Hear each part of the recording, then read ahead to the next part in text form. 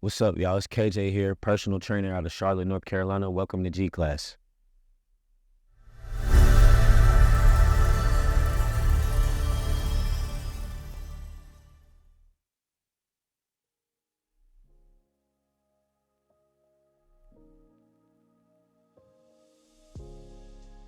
I started personal training. I was actually making T-shirts for my brand, which is called now Hold the Vision, Trust the Process. Because in college, I really went through an awakening in life, just about how to become a better person, like spiritually, mentally, physically. When I first started out, I was in college, so I had help. It was never by myself. It was never by myself. I had real supportive parents. You know, back then in college, I didn't have to pay for like rent. Now, just all different expenses that I have now. I didn't have it then, so I wouldn't say it was necessarily like a leap of faith. I would just say it was a big blessing, and it kind of translated over into fitness because at the time I was playing basketball, so I was training for that, and things weren't kind of going my way. And then I just started focusing on lifting weights, and I was just posting videos, trying to just share my journey. I thought it was cool, and people started asking me about like, hey, can you train me? That was the question I was getting in college. Actually, I was in the kinesiology program, which is basically like exercise, sport, and science. So once more people started asking me, I went ahead and I signed up for the National Academy of Sports Medicine personal training certification. And kind of from there, like things took off because back around 2016, 2017, personal training wasn't as popular as it was now. So at that time, I kind of absorbed in my whole school, UNCG. Then that translated over to getting a lot of clients from A&T. I had people coming, driving down from Winston-Salem State University, Chapel Hill, and Bennett College.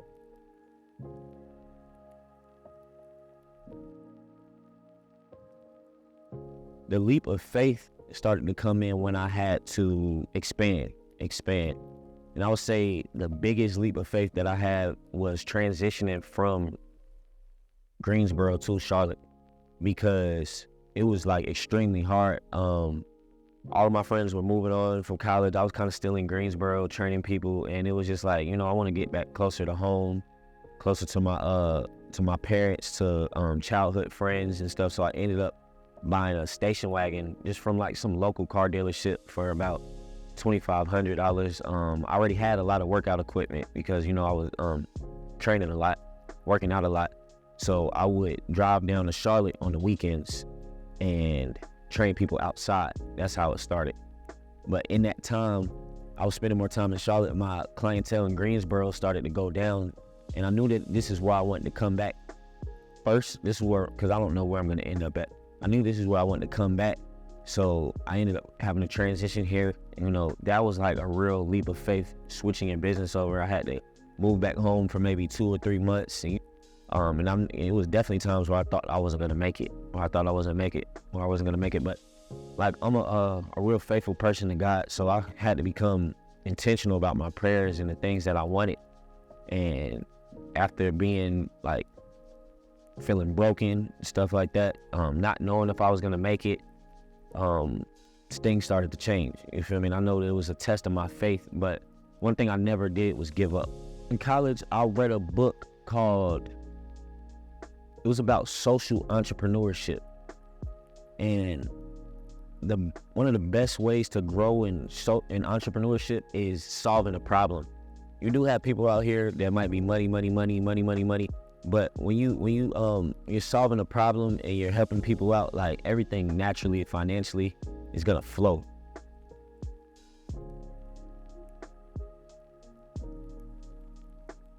I've always liked to help people, and this is like one of my most confident like realms of life. Like I know I could train somebody, I could help somebody lose weight in my sleep with my eyes closed. I know I can help them gain weight, just any type of way. So I feel like my purpose really is it's like helping people, because like really deep down inside, like I'm a humanitarian. Like I care about people's well-being, and I think that played a role from like my grandmother. Like being a young kid, I would always see her like donate money to the homeless, or just she always tips the doorman, taking care of people in her family. And she was my role model, and she was like one of the most like wealthiest people that I personally know in my family. And it was kind of like a natural thing. She wasn't like a person who was obsessed with money. She was just like a good person, so she was blessed. And I strive to be a good person, and because I feel like the blessings just roll through. Like God placing a calling over your life, because in the beginning of my journey, I was going to church heavily in Greensboro, to New Jerusalem Cathedral. Pastor Kevin Williams, he taught you a lot about spiritual warfare and just being able to maneuver through life. And going back to me saying just wanting to genuinely help people, I felt like God placed that anointings over my life so I would be able to do that. How do I connect my faith with my clients? I mean, it's really a knowledge thing.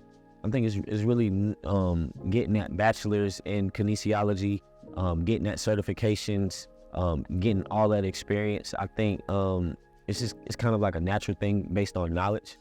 So my faith, it's kind of a tough question. They ain't gonna believe in themselves if I don't believe them, if I don't believe in myself. So, I think I'll try to put a lot of content out there that's like knowledgeable, like I know what I'm doing.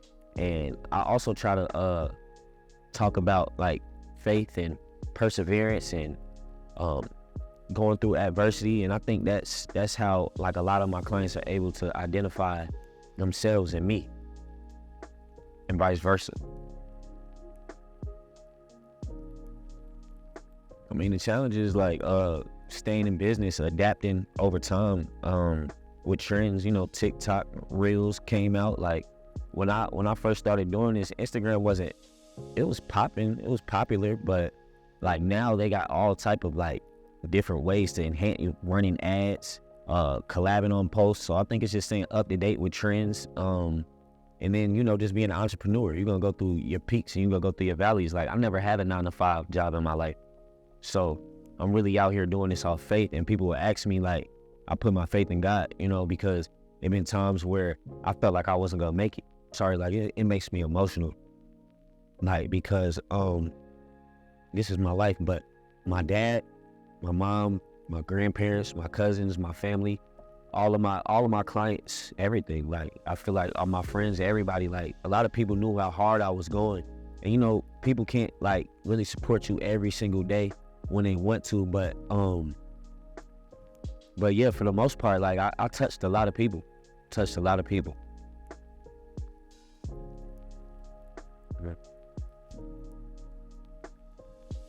Yeah. Nah, because like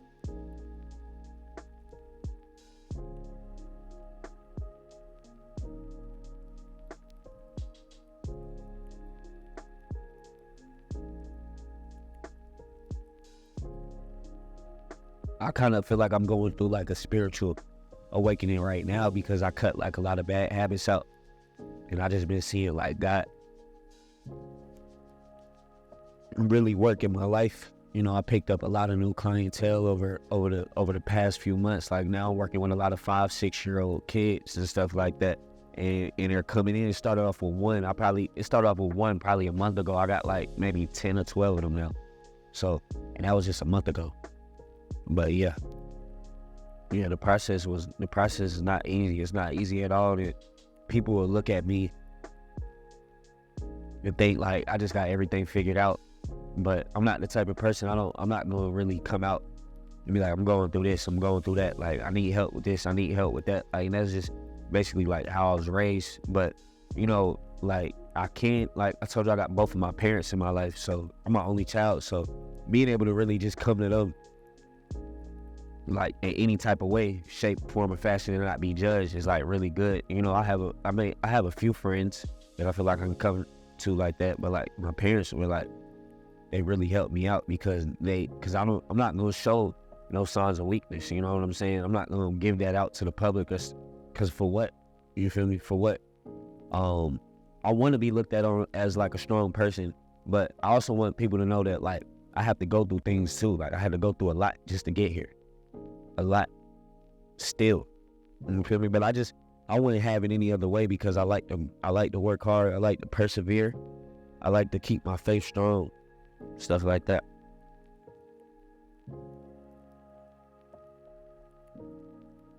Well, I recently just came off a run of where I was doing too much of my personal life, you know, going out, doing whatever, living however and stuff like that. So now I'm really about work. I'm really like right now I'm at work, and you can go through them different phases in life. Like coming back to Charlotte, I kind of got caught up in the hype, wanting to go out to the club every weekend, chasing girls, like this, that, and the third, going out drinking, smoking. I don't do none of that stuff no more. Yeah, I don't do none of that stuff no more. So right now, it's work, because I'm trying to go on a run. The work-life balance, this is my life. You feel me? I come in here, I interact with my clients. That's cool. My clients have birthdays. I go to their birthday parties, birthday dinner celebrations, stuff like that. This is my life. I wouldn't have it any other type of way. There's gonna come like a time for fun, and there's gonna time for work. And like right now, for the rest of this year, it's about work and going into this new year, because I know I can get people in the door because I know what I'm doing. I know how to make my business attractive, and I just want to make everybody feel comfortable. Like once they're in here, and I'm not perfect, so anybody ever feeling some type of way or think I can work on something, I'm more than happy to sit there and listen. Humility, being humble too. Humility, number one, is gonna take you a very, very long way. You got to be able to step out there and do your thing and not worried about being judged. Like that's one thing I'm not worried about. Like when it comes to business, putting myself out there, because what else you gonna do? You know what I'm saying? A lot of people or they'll think, okay, well, I'm not gonna do this, I'm not gonna do this, and do that. Why? You know what I'm saying? Put yourself out there. You too cool for what? You feel me? You got a bunch of people in the world judging you. Who cares? They can't judge you. Can't nobody judge you. To a judgment day, God is the only one that can judge you. He's gonna judge how you carry your humility, how you carry your humbleness. Typical day, I wake up, right? Yeah. Get breakfast, whatever. Meditate, pray, just gotta take some time to myself. And I'm usually in here about 6. Probably by maybe 8, 9 a.m. I've already seen 10 clients. So I'll go home, work on some other aspects of the business. Then I come back in the afternoon. Lately I've been staying in the gym 30 to 45 p.m. because I'm telling you I'm training. So they come in around 6:30, and then we'll just be here training, everything like that. And I also work with another age group of kids. It's probably around the age of 7. I mean, from 7th grade to probably about 12th grade. They play basketball, so I train them there at Carolina Courts. I do some work for a guy, Mike Fox. He has a gym, Fox Performance. He works with a lot of professional athletes. He's a LaMelo Ball's trainer. And I end up linking up with him through one of my clients who work for the Hornets. And she kind of just told him about me, told him I was a good trainer, good dude, stuff like that. And ever since then, he really likes me. Family really likes me. He pays me well. So we're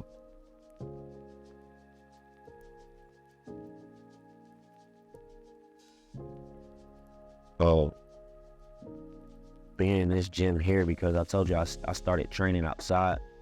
But I saw a girl here training here. She was working for the owner, whatnot. I told her like, hey, I need a place to grow, and she charged me probably pretty much like $400 a month, or whatever. She had her own trainers, but there ended up being some personality conflict, so she ended up letting them know. And then she asked me to step up and help her train her clients. And then at that point, I didn't even have a overhead fee. Like right now, I don't pay much of an overhead fee, because I actually do help her out. And that was an extreme blessing for me, because that month, I remember maybe probably a week before, her telling me I was just struggling to get clientele, just struggling. And I was about to pay her for another $400 to train, which is cool. I was gonna have to take the loss, because at that point I was barely making $400, But when I came out here, of course I had money saved up. I had a lot of money saved up. But she ended up texting me like, hey KJ, I had to let them go. It's just gonna be me and you for a while. So ever since, it's just been me and her, So Cause you know, it's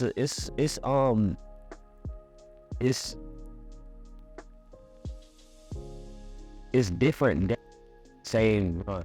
I've been doing the same over and over and over 7 years, and like the biggest thing that I've done is just continue to update and reform it. But you update your formula, you update your update your knowledge, you update your skill level. Consistency matters.